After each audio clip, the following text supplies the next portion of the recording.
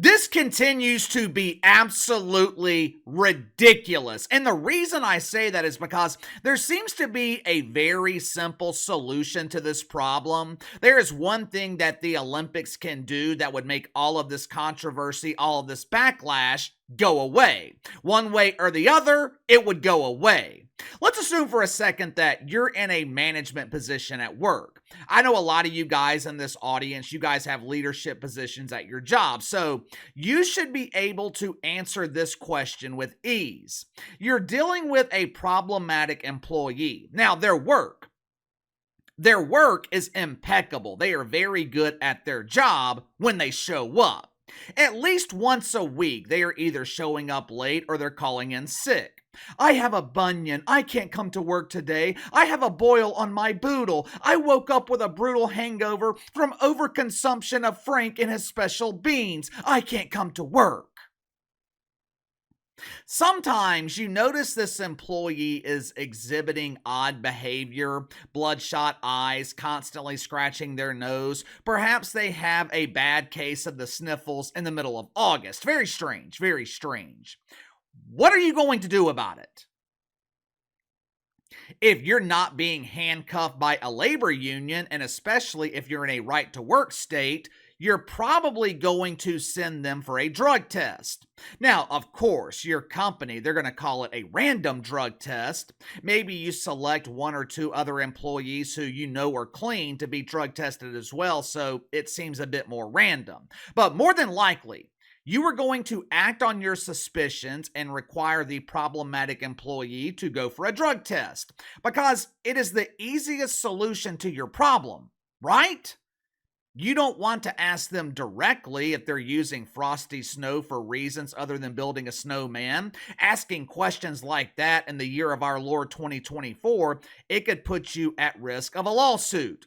He violated my client's rights by asking if he was under the influence while operating the company forklift.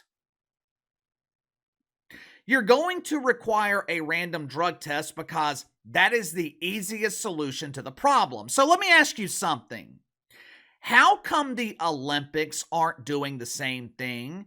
How come the Olympics are not requiring a simple test to alleviate the backlash and controversy that is constantly surrounding Imane Khelif and Yu-Ting?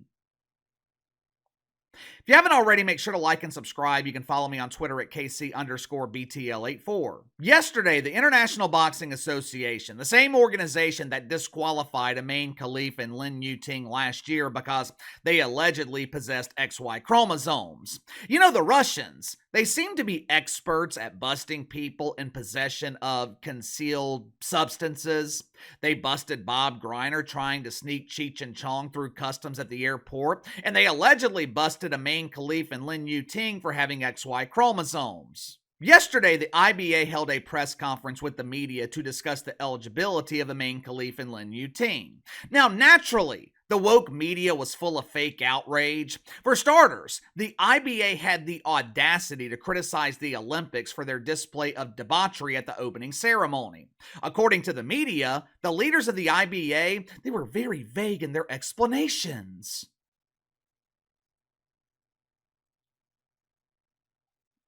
I would imagine they were vague when it came to certain questions. If I had to guess, the reason they were vague was due to legal reasons. They don't want to open themselves up to potential lawsuits by revealing too much information on the medical history of these two boxers. But there was damn sure one thing that the IBA was not vague about. This press conference, it lasted over 2 hours. Now, full transparency here, I did not watch it. However, I did read countless reports last night and this morning from the Associated Press, the New York Times, NPR, NBC News. You know, your typical woke garbage. Each report from outlets that donate 10% to Woke United Methodist, they all sounded the exact same. But I found an article from news.com over in Australia. Now, I am not familiar with mainstream media in Australia, so I don't know if the site is trustworthy. I don't know if they spanked the wanker looking at pictures of Leah Thomas in a tuck-friendly bathing suit, or if they are the Australian equivalent to Fox News. I will tell you what they reported, and you can decide for yourself whether or not you believe it. Ioannis Philippatatos. I know I am mispronouncing his name. Hell, I have a hard enough time pronouncing American names. I don't want to butcher his name throughout the rest of the video, so going forward, I will refer to Ioannis Philippatatos as Dr. Phil. Dr. Phil is currently the president of the European Boxing Federation. He has over 25 years of experience as a surgeon, OBGYN, and as a doctor in sports medicine, which means if Supreme Court Justice Ketanji Brown Jackson's having difficulties defining a woman, Dr. Phil can help her out. According to news.com in Australia, Dr. Phil, he claimed that abnormalities were detected in the blood test of these two boxers back in 2022. The boxers were tested again in 2023, and it confirmed the initial findings in 2022. Two tests, 2 different years. Now, in response to the test, Dr. Phil said, and I'm quoting this verbatim, the medical result, blood result, looks, and the laboratory says, these boxers are male. That's not the opinion of Captain Doofus, who hosts Behind the Line. That is the conclusion that a medical doctor with over 25 years of experience came up with when analyzing the test results of Imane Khelif and Yu-Ting.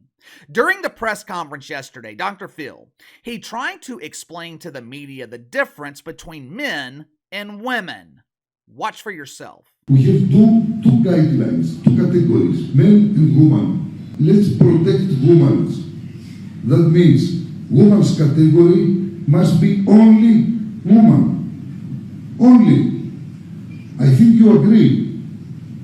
If you not agree, let's change the category. And we give another name, mixed category. Now, before some days, I hear we don't know exactly what means woman. Please, not possible that. No doctor to say we don't know what is woman.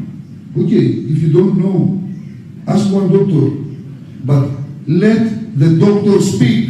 We're not able to disclose the results of any tests, but you can read between the lines where that sits. This morning we've received letters from the NOCs in Chinese Taipei and Algeria respectively informing us that we can't disclose any information pertinent to either boxer. Was there anything vague about that to you? The mainstream media claims that the doctors in the IBA were vague yesterday in their responses. Now, I don't know about you guys, but that didn't seem vague to me. Matter of fact, Dr. Phil seemed pretty direct. As you heard towards the end of the clip, the test results haven't been leaked to the public because Algeria won't allow them to disclose the information. I wonder why. I wonder why Algeria is blocking the release of the test results. I wonder if it has anything to do with the fact that Imane Khelif is from Algeria. But that's okay. That's okay. If the Olympics actually wanted to solve this problem, there is a very simple solution. The mainstream media continues to claim that Imane Khelif and Yu-Ting are female because that's what it says on their passports. The media claims they are female because that's how they have identified since birth. The media also continues to criticize the IBA for refusing to release the test results that show both of these boxers possessed XY chromosomes. Now, even though the IBA clearly explained why they can't release the results, but it's strange. The media, they're not pressuring the Olympics to do the one thing that could make this problem go away, which is ask Imane Khelif and Yu-Ting to undergo a gender test. From what I understand, gender can be confirmed by a simple swab of the mouth. It doesn't seem to be invasive. They're not poking you with needles. A simple cotton swab in the side of your mouth could make the problem disappear in a matter of seconds. So, why hasn't the Olympics alleviated this problem by doing this? I would imagine that Angela Carini would have no problem with this procedure. I would imagine that Svetlana Staneva wouldn't object to it. Doesn't this seem like the easiest solution? If there's nothing to hide here, why not conduct a gender test? At minimum, you would think that the Olympics would want to do this for liability reasons. Just think about it. Both Imane Khelif and Yu-Ting, they have already qualified for medals. Whether they win or lose their next fight, they will qualify for the bronze medal. What if they win silver? What if they win gold? Let's assume for a second that later this year, maybe even next year, they enter another boxing tournament, and the organizers of that tournament, they do their due diligence and request gender testing. What happens if the test results confirm the test results of the IBA, meaning both boxers are still in possession of XY chromosomes? Wouldn't that damage the integrity of the Olympics? Wouldn't that damage their credibility? God forbid another female boxer is seriously injured by Imane Khelif or Yu-Ting. What happens to the Olympics in that scenario? Now, I'm not a lawyer, but I would assume that would open the Olympics up to a potential lawsuit. Me personally, I am always about the easiest solution to a problem. I always prefer working smart over working hard. Right now, the Olympics, they are having to bust their ass almost on a daily basis to defend Imane Khelif and Yu-Ting. Have you guys ever seen the show Your Honor? Bryan Cranston from Breaking Bad, he's the star of the show. It was originally produced by Showtime, but it was recently released on Netflix.